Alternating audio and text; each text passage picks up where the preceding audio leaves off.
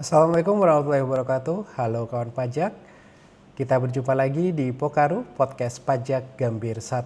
Kali ini dengan edisi perdana tahun 2025 bersama saya Yulianto Sulaiman, salah satu penyuluh pajak dari KPP Pratama Jakarta Gambir 1.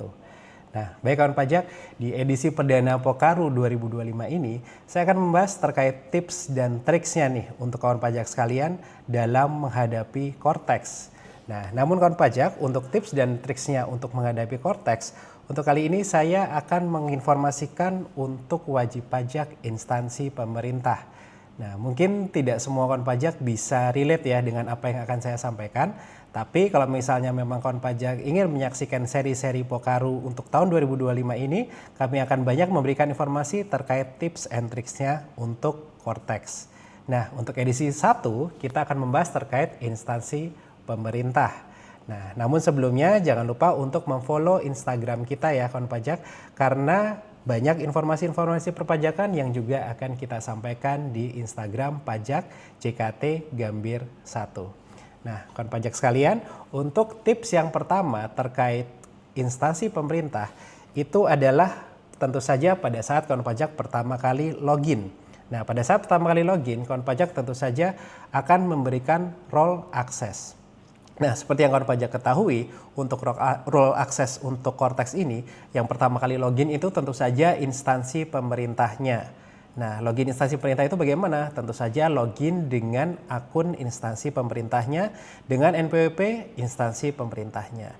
Nah, namun setelah itu, di login instansi pemerintahnya itu, kita harus ngecek di pihak terkaitnya, kawan pajak. Siapa yang terdaftar sebagai PIC atau penanggung jawabnya. Karena yang terdaftar sebagai PIC itu nanti akan memperoleh akses super user. Akses super user ini akan lebih banyak menu-menu yang bisa diakses daripada login instansi pemerintahnya itu sendiri. Nah, karena apa? Karena sekarang untuk pengelolaan akun Cortex itu untuk yang selain perseorangan seperti badan usaha dan instansi pemerintah, itu minimal harus ada 2 akun yang mengurus perpajakannya. Akun yang pertama itu adalah tentu saja dari akun utamanya, akun instansi pemerintahnya itu sendiri. Nah, yang kedua itu adalah akun penanggung jawabnya. Yang bersangkutan itu akan login dengan login pribadi Cortex-nya. Nah, bagaimana yang bersangkutan bisa melakukan impersonating, itu yang bersangkutan harus sudah ditunjuk sebagai penanggung jawab terlebih dahulu. Nah, penunjukan penanggung jawab ini bisa dilakukan di akun instansi pemerintahnya. Ini tentu saja kawan pajak sudah pada tahu ya terkait hal tersebut. Namun kalau memang misalnya kawan pajak sekalian itu untuk Satker, untuk instansi pemerintah belum menetapkan penanggung jawab atau perlu melakukan perubahan nama penanggung jawab, itu kawan pajak bisa langsung melakukan perubahan di akun instansi pemerintahnya. Nah, mohon diingat kembali kawan pajak, yang bisa ditunjuk sebagai penanggung jawab untuk instansi pemerintah itu adalah yang pertama PA atau KPA, kemudian yang kedua itu adalah pejabat PPSPM, dan yang ketiga itu adalah bendaharanya itu sendiri. Nah, apabila ada staf yang ingin ditambahkan, itu mohon tidak ditambahkan sebagai penanggung jawab, karena penanggung jawab ini namanya nanti akan muncul, baik itu di bukti potong maupun di SPT yang dilaporkan oleh instansi pemerintahnya itu sendiri. Nah, jadi seperti itu ya kawan pajak, ini terkait role access. Nah, tentu saja penanggung jawab ini mungkin tidak bisa serta-merta mengerjakan seluruhnya sendirian. Nah, ini biasanya penanggung jawabnya ini akan menambahkan pegawai atau staf-stafnya supaya yang bersangkutan bisa membantunya untuk melaksanakan administrasi perpajakan. Nah, seperti itu. Nah, biasanya kawan pajak itu akan menambahkan ke menu pihak terkait. Nah, penambahan menu pihak terkait itu ada di menu informasi umum. Setelah yang bersangkutan ditambahkan di informasi umum, di pihak terkait, yang bersangkutan itu bisa diberikan hak akses. Nah, bagaimana caranya? Tentu saja setelah ditambahkan di pihak terkait, kita akan langsung masuk ke menu wakil atau kuasa saya. Di menu wakil atau kuasa saya, penanggung jawab utama itu bisa menetapkan role-nya. Nah, tapi mohon diingat ya kawan pajak sekalian ya, menu wakil kuasa saya dan menetapkan role-nya ini hanya bisa diakses dengan login penanggung jawabnya atau login PIC-nya. Kalau kawan pajak melakukan akses dengan login instansi pemerintahnya, kawan pajak tidak akan bisa menetapkan role-nya. Nah, penetapan role ini penting kawan pajak untuk pegawai atau staf yang bukan penanggung jawab. Nah, pegawai atau staf ini bisa diberikan akses apa saja.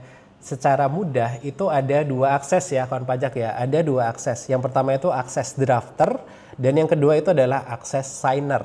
Drafter itu bahasa Inggris itu artinya sebagai pembuat konsep dan signer itu adalah penanda tangan. Nah, jadi kalau memang misalnya ada beberapa menu yang ingin diserahkan kepada staf atau pegawai lainnya, ini maksudnya selain PIC atau penanggung jawab utamanya, itu yang bersangkutan bisa diberikan akses drafter maupun akses signer. Nah, sekali lagi seperti itu ya kawan pajak. Dan jangan lupa untuk melakukan setting role-nya, itu kawan pajak harus melakukan settingnya melalui login PIC utamanya dan jangan lupa melakukan impersonating. Nah, seperti itu ya juga kawan pajak ya. Jangan lupa melakukan impersonating karena ini penting. Karena kadang-kadang kawan pajak lupa untuk melakukan impersonating karena setelah login perseorangannya, namun yang bersangkutan lupa untuk memilih instansi pemerintah yang akan dilakukan impersonating. Nah, jangan lupa ya untuk melakukan impersonating setelah melakukan login. Nah, setelah melakukan impersonating, nanti kawan pajak akan bisa mengakses menu wakil atau kuasa saya dan akan bisa menetapkan role untuk pegawai atau staf-staf yang lain. Nah, kalau untuk login satkernya atau instansinya bagaimana? Bisa ada menu wakil kuasa saya, namun menu untuk menetapkan role-nya tidak ada. Ya, jadi sekali lagi menu untuk menetapkan role-nya tidak ada kalau loginnya itu menggunakan login instansi pemerintah. Nah, jadi jangan lupa ya kawan pajak ya, seperti itu ya.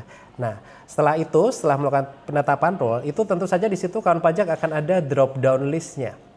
Nah, drop down list-nya nanti akan saya jelaskan, tapi seperti yang tadi sudah saya sampaikan, drop down list-nya itu sebenarnya dibagi jadi dua jenis. Yang pertama itu adalah sebagai drafter atau pembuat konsep, dan yang kedua itu adalah sebagai signer atau penanda tangan. Nah, signer itu maksudnya yang akan bisa melakukan approval. Approval itu baik untuk approval bukti potong maupun untuk melakukan approval SPT massa. Nah, jadi seperti itu. Gambarannya kurang lebih seperti itu kawan pajak. Jadi penetapan role-nya ini bisa dipilih dari drop down list-nya. Dan ini bisa dipilih lebih dari satu ya kawan pajak ya. Nah, ini bisa dipilih lebih dari satu. Nanti silahkan dicentang saja apa saja role yang akan diberikan kepada yang bersangkutan. Nah, terkait untuk jenis role akses ini, nah ini lengkapnya seperti ini kawan pajak sekalian. Yang seperti tadi saya sampaikan, itu secara garis besar itu ada role untuk sebagai drafter maupun sebagai signer. Nah, di sini yang pertama adalah role akses terkait SPT. SPT itu secara gampangnya itu adalah tentu saja untuk drafter dan signer SPT, pembuat konsep SPT dan penandatangan SPT. Nah, mohon diingat sekali lagi ya kawan pajak ya, kalau untuk yang signer saran saya tetap dilakukan oleh PIC utama atau penanggung jawab utamanya. Siapa saja tadi yang bisa? Yang pertama adalah PAKPA-nya, pejabat PPSPM-nya atau bendaharanya. Nah, sekali lagi seperti itu ya untuk yang terkait SPT. Nah, kemudian yang kedua itu terkait bukti potong atau faktur pajak. Nah, ini bagi untuk instansi pemerintah yang menerbitkan bukti potong atas transaksi belanja yang dilakukan, itu juga bisa diberikan hak akses untuk drafter maupun signer. Nah, kemudian selain itu juga ada yang terkait uang. Nah, terkait uang ini apa saja nih kawan pajak nih? Terkait uang ini tentu saja semuanya yang terkait pembayaran. Terkait pembayaran itu ada yang pertama adalah permohonan PBK atau pemindah bukuan. Kemudian ada role dasar atau basic role-nya untuk pembayaran tentu saja untuk pembuatan billing mandiri.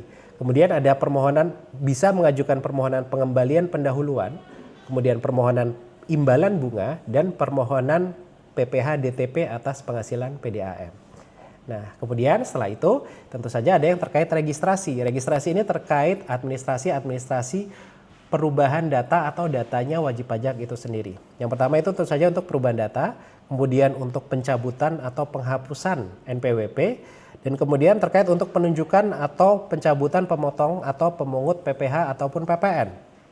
Nah, kemudian ada juga untuk melakukan pelaporan atau non pelaporan ataupun yang terkait bea materai.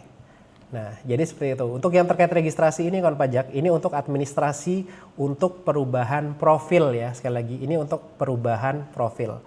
Nah, kemudian selain itu juga yang terakhir ya adalah terkait layanan.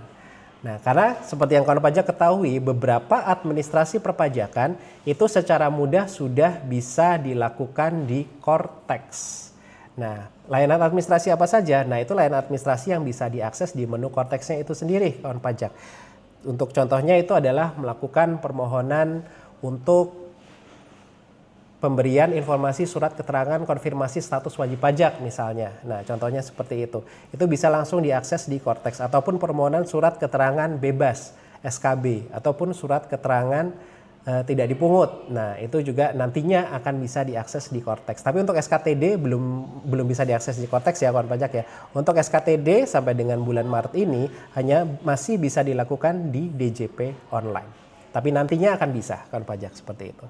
Nah, jadi seperti itu. Jadi pemberian role access ini juga bisa dilakukan untuk permintaan atau untuk pengajuan layanan administrasi. Nah, jadi bisa saja diberikan akses hanya untuk mengajukan layanan administrasi saja. Nah, jadi seperti itu. Nah, oke kawan pajak. Nah, ini kita lanjut ke konsep yang lebih dalam lagi nih kawan pajak nih. Nah, konsep yang lebih dalam lagi itu adalah terkait TKU. TKU itu adalah tempat kegiatan usaha. Nah, tempat kegiatan usaha ini kawan pajak, ini kalau dulu bahasanya mungkin untuk instansi pemerintah itu lebih dikenal dengan subunit.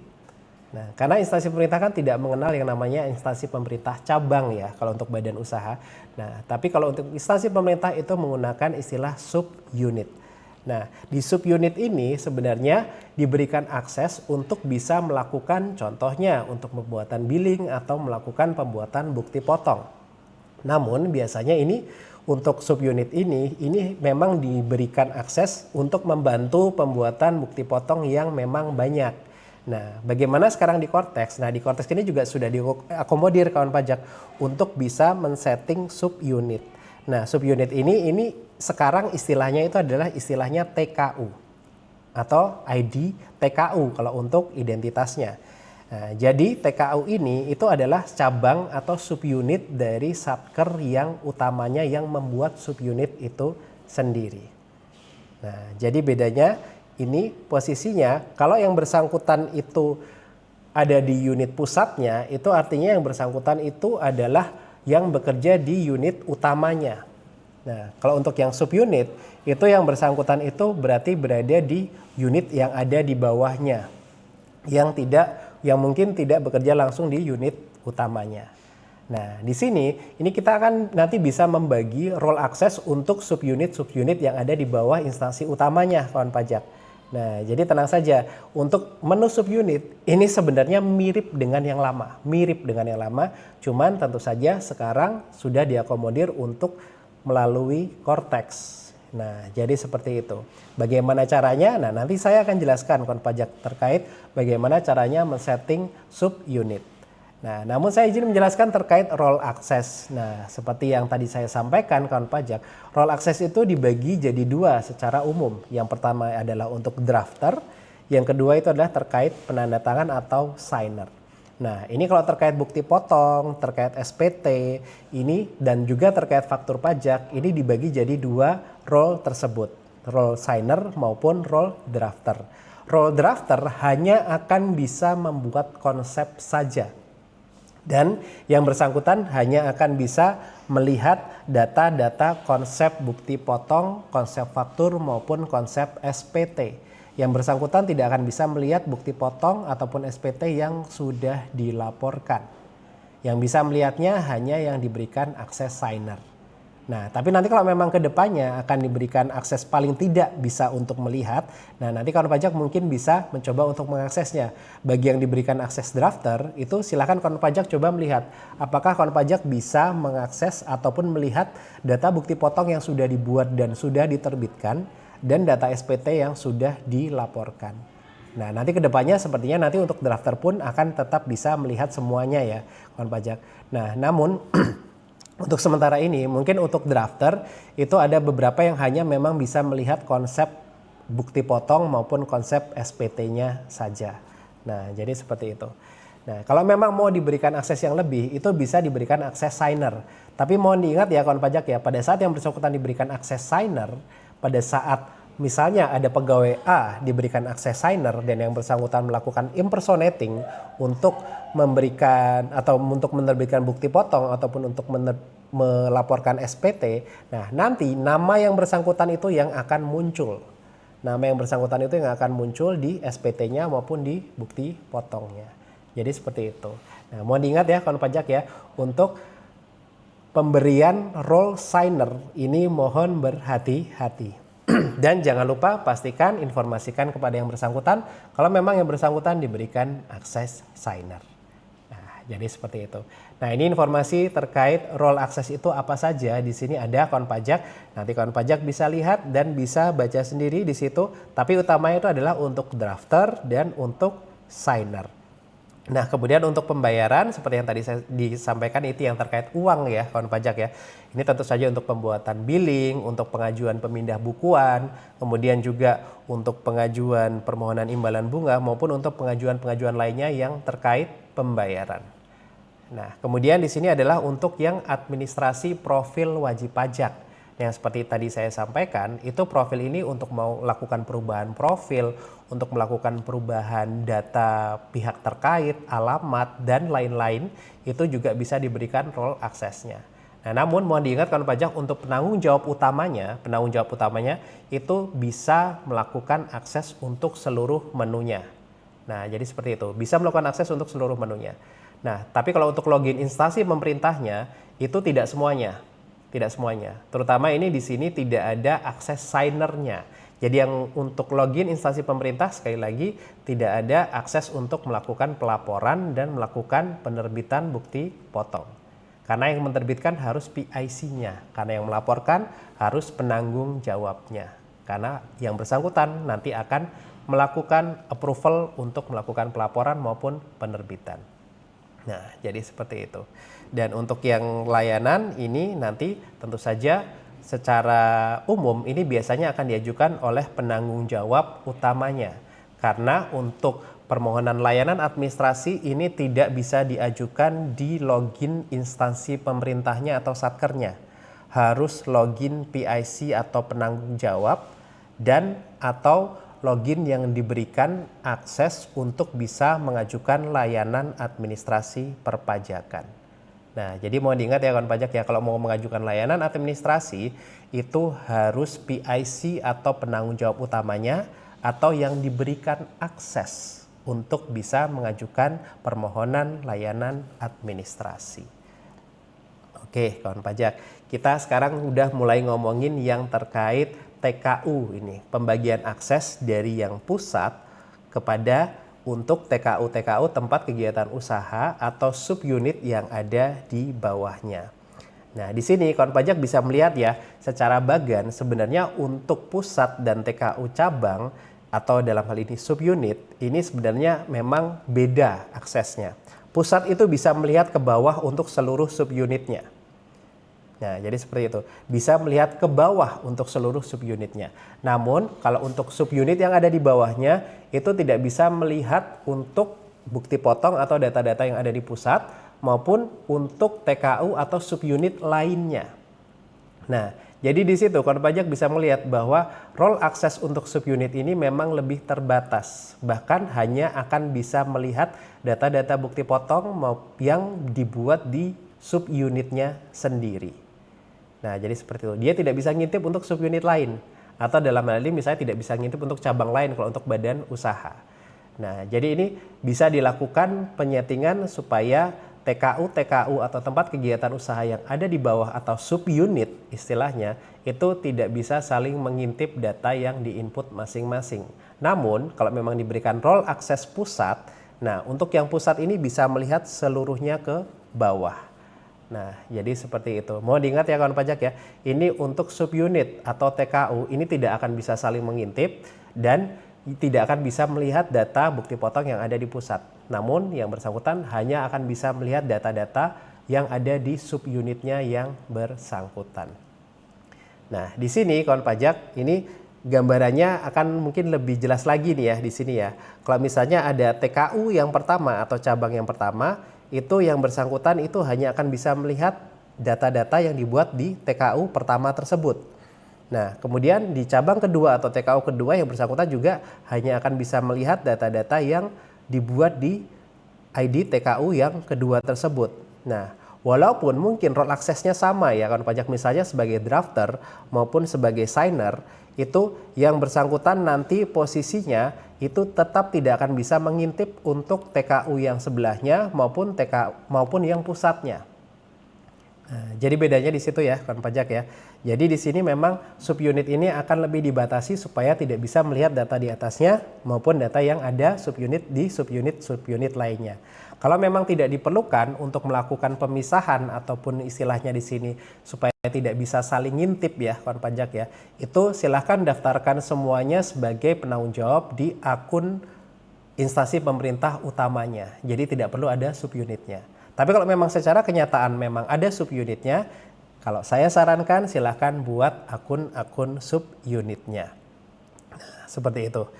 Oke. Nah, di sini ini seperti yang tadi saya sampaikan, ini ya adalah terkait isu kerahasiaan. Mungkin ada beberapa subunit itu yang memang tidak ingin supaya diketahui data-datanya oleh subunit yang lain.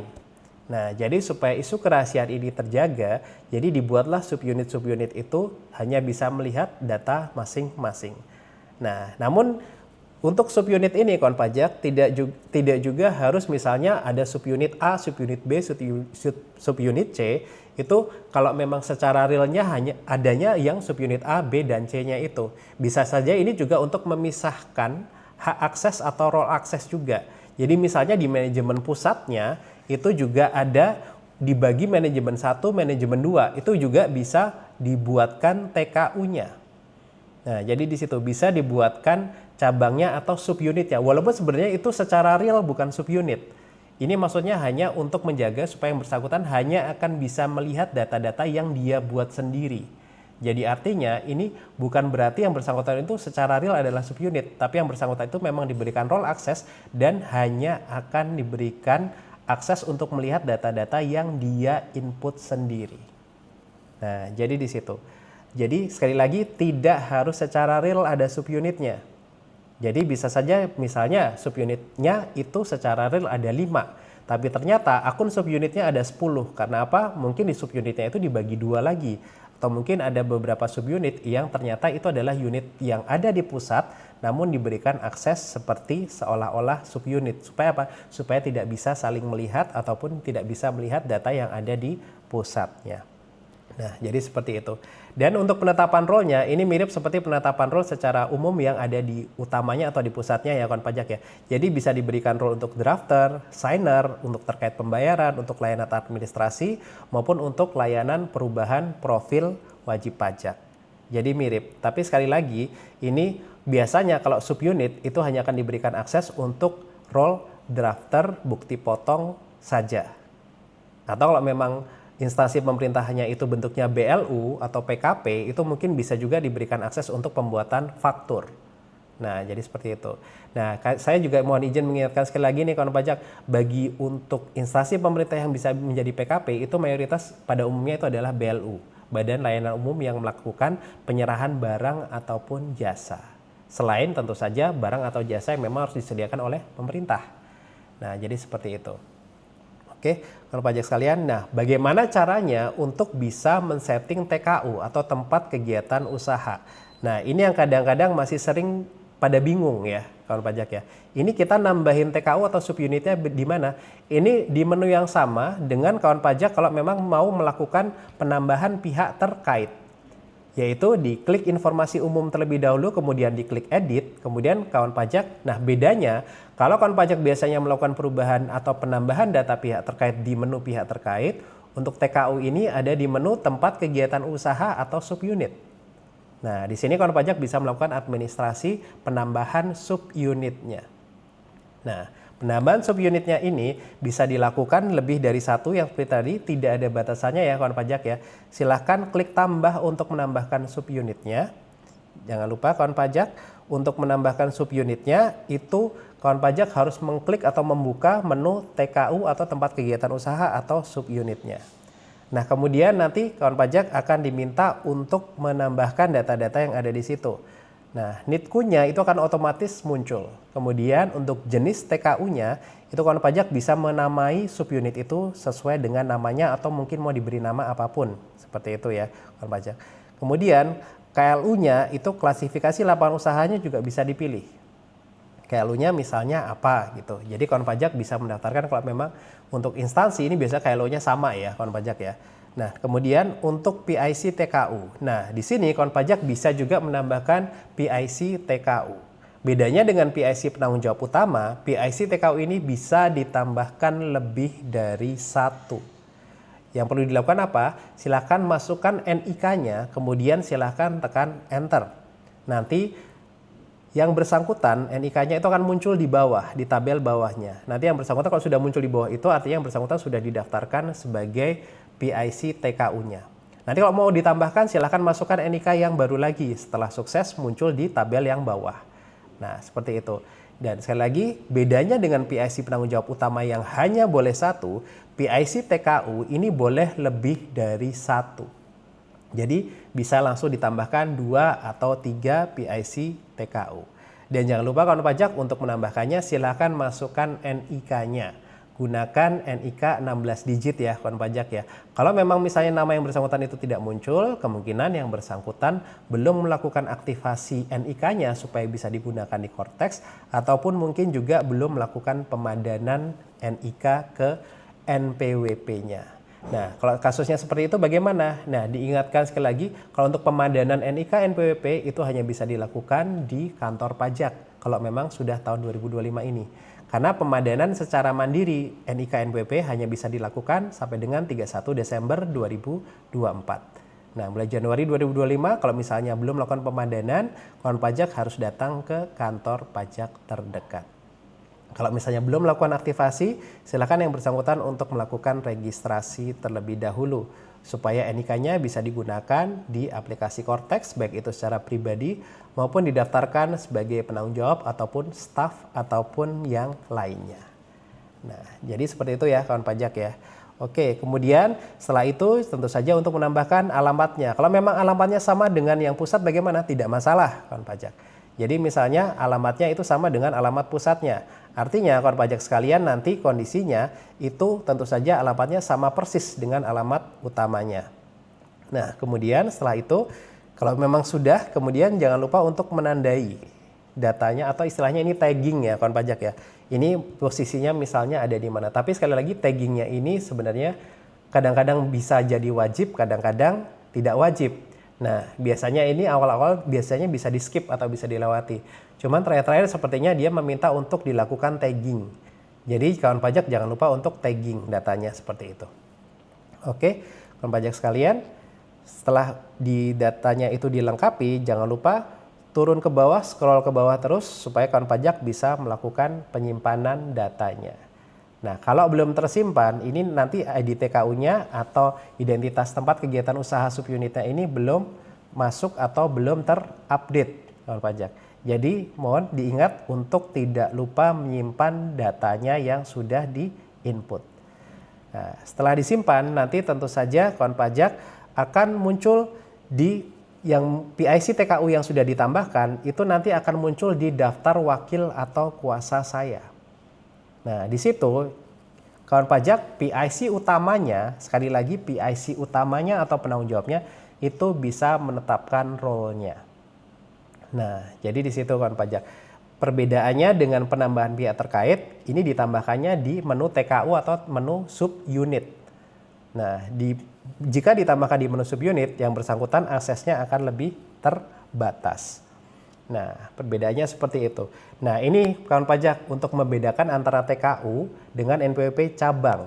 Nah, kalau untuk kawan pajak ketahui, kalau untuk cabang ini kan untuk satker atau instansi pemerintah ini kan tidak ada ya kawan pajak ya. Yang ada hanya subunit. Nah, kalau dulu untuk subunit itu kalau secara tidak langsung sebenarnya ini sebenarnya sudah mirip dengan kondisi Kortex yang sekarang. Karena subunit itu tidak dianggap sebagai entitas yang terpisah. Jadi kalau memang misalnya mau melakukan kewajiban perpajakan itu kan tentu saja menggunakan NPWP utamanya atau NPWP satker pusatnya. Nah, jadi seperti itu. Ini subunit ini sebenarnya sudah sama dengan yang kondisi sekarang yaitu yang TKU. Nah, bedanya kalau untuk yang NPWP cabang ini biasanya untuk rekanan-rekanan atau yang swasta ya, Bapak Ibu sekalian ya, kawan pajak sekalian. Ini yang swasta itu dulu punya NPWP cabang dan sekarang hanya ada yang namanya ID TKU. Nah, ini jadi mirip dengan subunit yang ada di Satker. Nah, jadi seperti itu. Nah, sekarang semuanya akhirnya dilebur jadi satu di satu NPWP ya, kawan pajak sekalian ya. Nah, karena dilebur jadi satu kondisinya, jadi sekarang secara entitas, kalau memang misalnya NPWP-nya hanya ada satu, ya hanya ada satu itu kawan pajak. ID TKU-nya itu bukan entitas yang terpisah. Jadi mereka adalah satu entitas, satu kesatuan. Seperti itu. Nah, seperti yang tadi saya sampaikan ya, untuk fungsi tempat kegiatan usaha ini, untuk mengidentifikasi ada di mana subunitnya itu berada. Dan kemudian NITKU ini juga menggantikan kode subunit bagi instansi pemerintah. Dan untuk penggunaan NITKU-nya ini, kondisinya, kalau memang misalnya kawan pajak sekalian di Satker ini membuat bukti potong dan ternyata bukti potong itu untuk pegawai yang berada di subunit, nah kawan pajak itu bisa mencantumkan NITKU yang sesuai. Nah, NITKU-nya bagaimana? NITKU-nya itu yang sesuai dengan apa yang sudah didaftarkan oleh penanggung jawab utamanya ya, kawan pajak ya. Nah, karena yang seperti tadi saya sampaikan, untuk administrasi NITKU atau ID TKU atau TKU atau subunit itu dilakukan secara mandiri oleh unit utamanya, kawan pajak. Bedanya seperti itu. Kalau dulu untuk cabang itu kan memang harus melakukan pendaftaran secara terpisah ya, kawan pajak ya. Nah, kalau sekarang untuk administrasinya ini memang secara mandiri diserahkan kepada unit utamanya. Nah, jadi unit utamanya itu bisa menambahkan, bisa menghapus, bisa juga untuk misalnya yang seperti tadi ya, untuk unit pusatnya itu dipecah supaya terjaga kerahasiaan data-data bukti potong maupun data-data yang lainnya. Nah, jadi seperti itu. Jadi mohon diingat kawan pajak, untuk kewajiban dari penambahan subunit itu ada di tangan PIC utamanya dan juga di login super usernya atau login PIC penanggung jawab utamanya. Nah, jadi di situ. Nah, tapi kalau misalnya login PIC utamanya lagi bermasalah, bisa nggak nambahin TKU atau tempat kegiatan usaha atau subunit di login instansi pemerintahnya? Bisa, kawan pajak. Ini bisa ditambahkan, tapi menetapkan role-nya seperti yang tadi saya sampaikan di awal, itu harus penanggung jawab atau PIC utamanya. Nah, jadi seperti itu. Jadi jangan lupa ya kawan pajak ya, untuk data-data bukti potong itu mohon disesuaikan dengan NITKU-nya atau ID TKU-nya. Kalau memang itu subunitnya ada di cabang, itu kawan pajak silahkan jangan lupa untuk mencantumkan ID TKU yang ada di utamanya. Oke kawan pajak sekalian, untuk seri pertama terkait Pokaru tahun 2025 ini adalah terkait role access ya kawan pajak ya. Role access untuk Korteks instansi pemerintah. Mungkin ini juga bisa diakomodir untuk wajib pajak yang lain ya kawan pajak ya. Untuk wajib pajak badan maupun untuk wajib pajak perseorangan. Nah seperti itu. Nah tapi biasanya ini mirroringnya ini dengan untuk wajib pajak badan ya kawan pajak sekalian. Untuk terkait subunit itu berarti sekarang adalah terkait TKU-nya atau cabang kalau saya bicarakan seperti itu. Nah, jadi kawan pajak sekalian, kalau untuk penambahan role access ini memang digunakannya untuk memisahkan antara subunit yang satu dengan subunit yang lain supaya tidak bisa saling mengintip.